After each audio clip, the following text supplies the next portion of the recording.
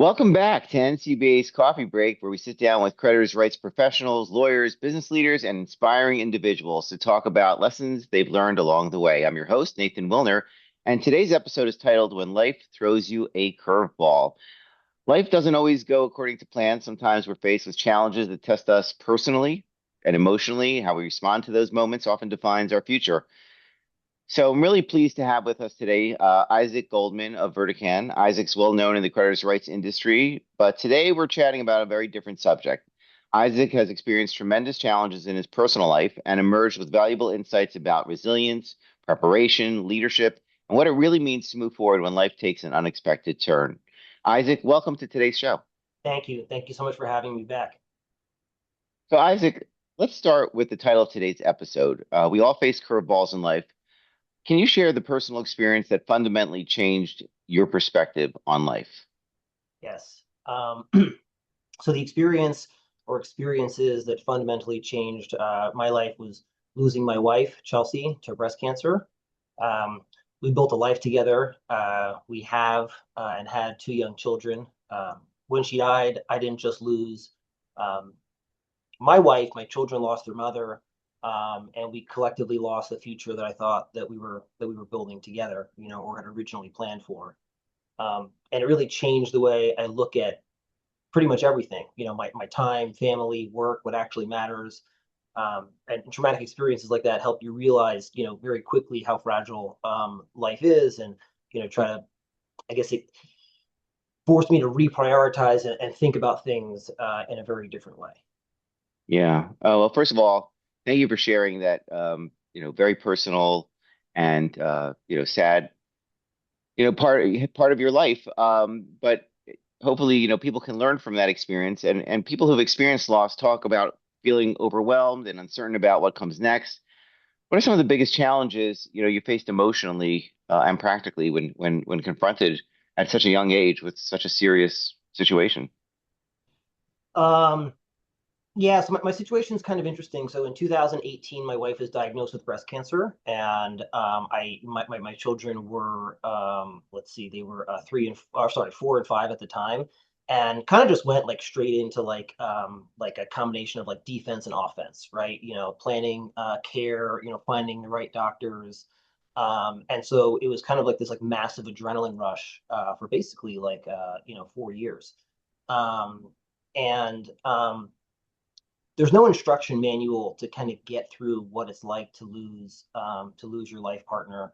Um, uh, Practically, there were things that happened. I joke all the time. It's like the funny thing. I remember calling my best friend Aaron, a month or two after my wife had passed away, and said to him, "Do you have any idea how expensive groceries are?" We had my wife and I had a really good balance, and she managed a lot of the things that happened. Despite working, managed a lot of the things that were happening in our house, and I became kind of like thrust into having to do a lot of responsibilities that was never on my plate before. So like parenting, the house, schedules, finances, all those things have to continue, despite the fact that something terrible happens. And I think the biggest kind of challenge that I faced, like emotionally and practically, but also the solution, was that I needed to learn how to accept people's help. I spent the majority of my life up until that point being the person, or at least I saw myself as the person who was solving problems for other people. And suddenly, I found myself in a place where I needed family and friends to show up for me, even though I didn't really know how I needed them to show up or what that meant. But, I knew that I needed people there to help support me. So, was there a particular moment when you realized you had two choices set in front of you? One, to stay stuck in the tragedy of the situation, and on the other side, beginning the difficult process of moving forward. What was that moment? So I don't think it was a moment. I think it was a lot of kind of moments that were brought together in my life. It wasn't so dramatic. It was more like the constant realization that my children were watching and depended on me. Um, they needed something that was stable, and loving and caring, and they needed me, and I needed to be there. And there wasn't a moment where I could, step back from that. Um, I also don't think, at least for me, that you ever really move on from losing somebody that you love. You probably, you move forward and you carry that person's like loss, I guess, with you wherever you go. um, I had to kind of go through the process of giving myself the permission that moving on or moving forward, whatever that means, from Chelsea and our life together wasn't a rejection, of her and what we had built. It was a decision to honor, everything that we had built up into that point, and continue to build a meaningful life for our children and our family. I obviously what happened was completely out of my control.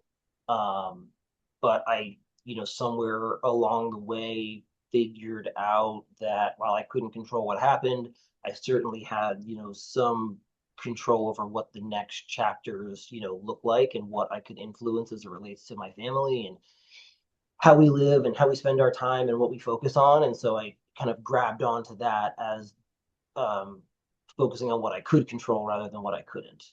Yeah, and it's a difficult. I guess it's an evolving process that, like you said, it doesn't just go. Not like one and done. This is a thing that you go through in some ways for the rest of your life.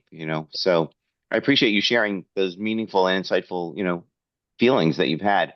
So one of the things that we talked about um, was how your experience changed the way you think about financial preparedness and life insurance.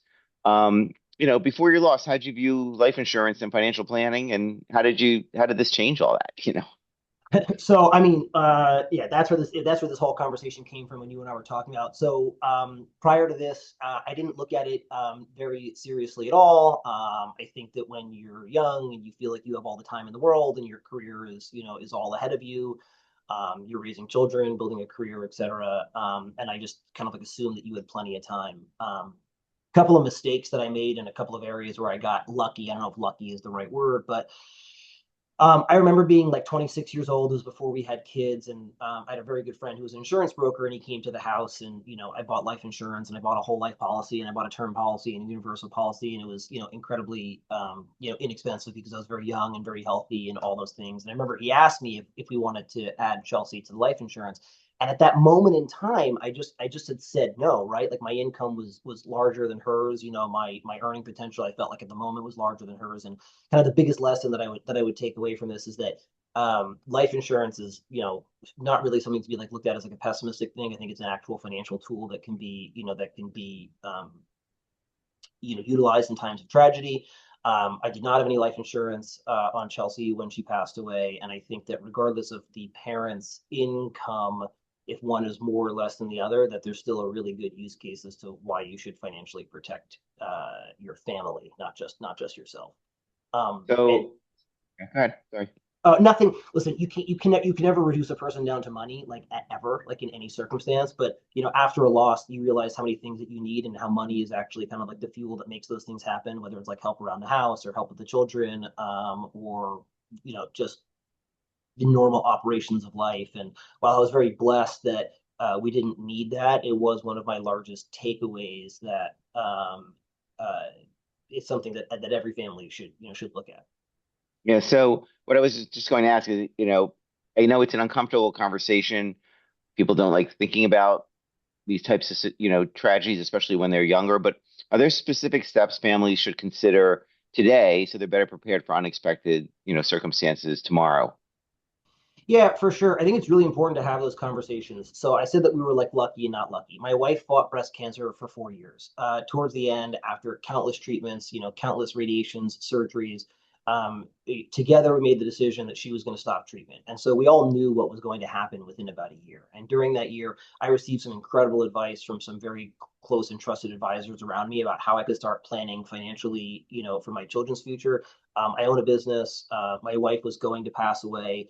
There were rules and laws about how you can transfer assets, to a spouse, and that they could put it into a living trust that can go to your children, and they're going to get a free step up in basis, for those assets, knowing that somebody was going to die, and they were just extraordinarily difficult conversations and the most uncomfortable that I probably ever was ever in my entire life. But yet I sat there, with my spouse, knowing that she was going to die and made all these decisions where she was going to be buried, where I was going to be buried, how we were going to create trust, how we were able to move assets to our children, how we were going to protect our children despite what my life would look like, after she was gone 1 year, 20 years or 100 years. And we had those difficult conversations with lawyers and accountants and estate planners, and it was massively uncomfortable and super, super necessary. And somebody said something to me that was really jarring at the time, where I said, this is we're doing this because because I know that my wife is going to die, but and one of the lawyers looked at me and said, everybody is going to die, right? This is estate planning is not an if, it's a when, right? You're planning for a when. And so we all hope that when is very, very far into the future. But I took that experience and talked to my closest personal friends and said, you guys all need to sit down and talk about this. And as a single parent, I had a lot of work to do to think about like what happens with my children if something ever happens to me. Like, what if I'm incapacitated? What happens to them? Where do they go? And having difficult and uncomfortable conversations, with my sister, who obviously was like, yes, of course, we would do anything. But it's difficult to sit down with your family and say, hey, if something happens to me, this is how I want you to raise my children. And these are the values that are important to me. And this is what's going to happen legally. And, um, you know, and then just on a practical matter, again, like I am not an attorney, but avoiding probate by any means necessary is better for everybody. I remember when my wife passed away, the funeral director said, "I'm going to give you 20 copies of the death certificate." And I was like, what do I need 20 copies of this piece of paper for? Well, meanwhile, I had to go back and get like 10 more, right? Because every bank, every account, every institution, it needs this, this legal document in order to set things up. And I can say now that I think that, I'm very well, my life is now very well prepared in that, I hope that nothing happens to me for a very, very, very long time, but not in the event of if, but when that does happen, I have everything set up for my children, my heirs, my business is all you know pre-planned, whatever for every decision that could have been thought of in advance. And that's Yeah. something So most 30, 40, maybe even 50 and 60-year olds don't really go through that process. no, no, and that's really good advice. I mean, it sounds like you had a very strong support system, you had family involved, close friends involved. But, what advice would you give someone who's currently going through the darkest period of their life and just can't see that path forward? um I would say that focus on what's happening right now. During the darkest period of my life, I couldn't imagine trying to put the pieces of my life together, back together in it, in any order. I'm not even entirely sure that I can do that now. But what I was able to do is focus on like whatever the next step in front of me was. I held on and do hold on to the idea that nothing lasts forever. Um, which is a really difficult pill to swallow. For the first year after Chelsea passed away, and I was talk about it, I would say to people like when I married her, and I remember standing there, I promised to be with her for the rest of my life. I didn't. There was nothing in that moment that gave me any level of consideration that I would be with her for the rest of her life. It just didn't. I never considered it. I mean, there was zero consideration. And so I've kind of moved away from this idea that like forever exists, and it's easier to look at like one piece or one step at a time, and so nothing lasts forever. And so even on your deepest darkest days and the most amount of despair that you could ever possibly feel, like you won't feel like this for forever. And you just literally take it one step at a time.